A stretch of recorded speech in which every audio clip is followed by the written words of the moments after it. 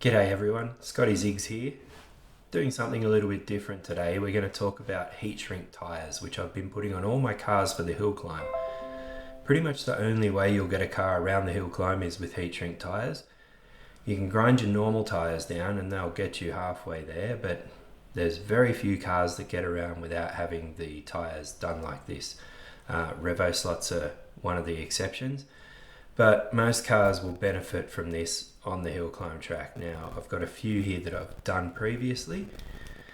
So, a bunch of standard cars, standard Ninko Jag, standard Hyundai SCX, 3D printed Ninko Peugeot, standard SCX Panda, and a 3D printed chassis SCX BMW. So none of them would get around the track with full tyres, and most of them didn't go that well with tyres that were just ground down. So we've got an example here that we're going to put some tyres on today, the NSR Abarth, which goes really well around most of the track except the top corner. There's a bit of footage here that I'll just show of that top corner. You can see how the car just skips out. There's one good pass, but every 1 in 2 you're going to pop out there. So what we're going to do is give that the heat shrink treatment. So we've got our tools over here that we need. Glasses when you're our age. Allen key and screwdriver for putting the car back together. The important part, the heat shrink. So we've got 20 to 10 mil heat shrink here. So it'll shrink from 20 to 10 mil. You'll have trouble getting anything smaller over any slot car wheel unless it's really tiny. Got a scalpel there to cut the heat shrink off. We've got some scissors to cut the heat shrink in the first place.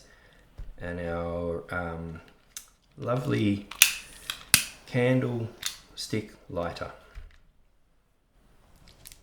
So the first thing to do, we've taken the little Abarth apart here, and we've got the front axle out, and I've put the wheel back on because it's easier to handle. Pop the old tyres off.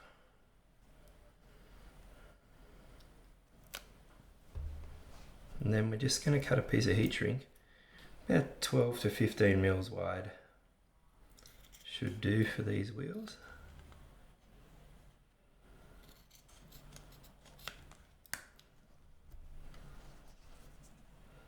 The first difficult bit, placing it on the rim and heating it into place. So we'll get our lighter here. Now what you want to do is evenly do that quickly, and you want to be careful because the heat shrink can move as you do this, and if it goes crooked it won't shrink on nicely and look uniform on the wheel. So let's give it a go.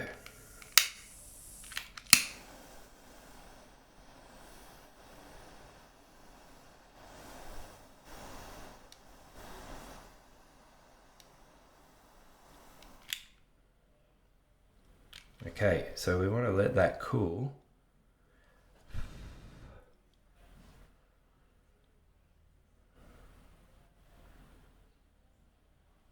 Looks like it's stuck to the rim pretty nicely there. Now one thing with plastic rims, this can heat up enough to actually melt your plastic rims, and that's still really hot to the touch, so I'll just give that a moment. One thing you can do is get a bit of paper towel that's wet and you can take the heat out of that, but don't need to do that for now.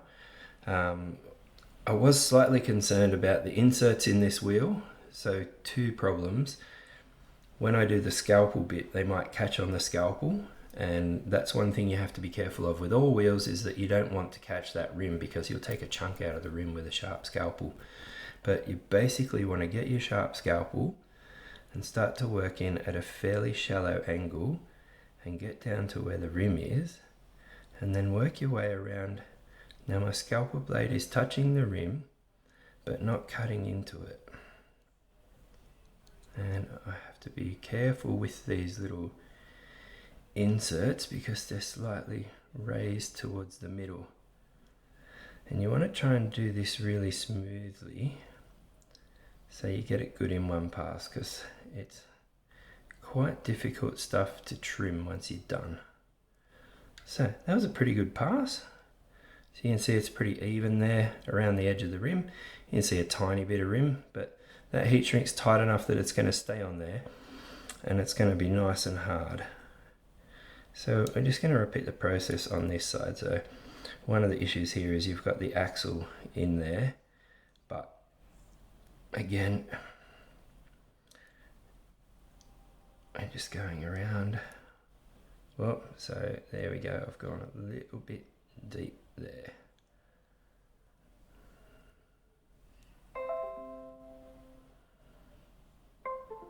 But because it's on the inside, it doesn't matter so much. So there we go. Once we carve right around to there.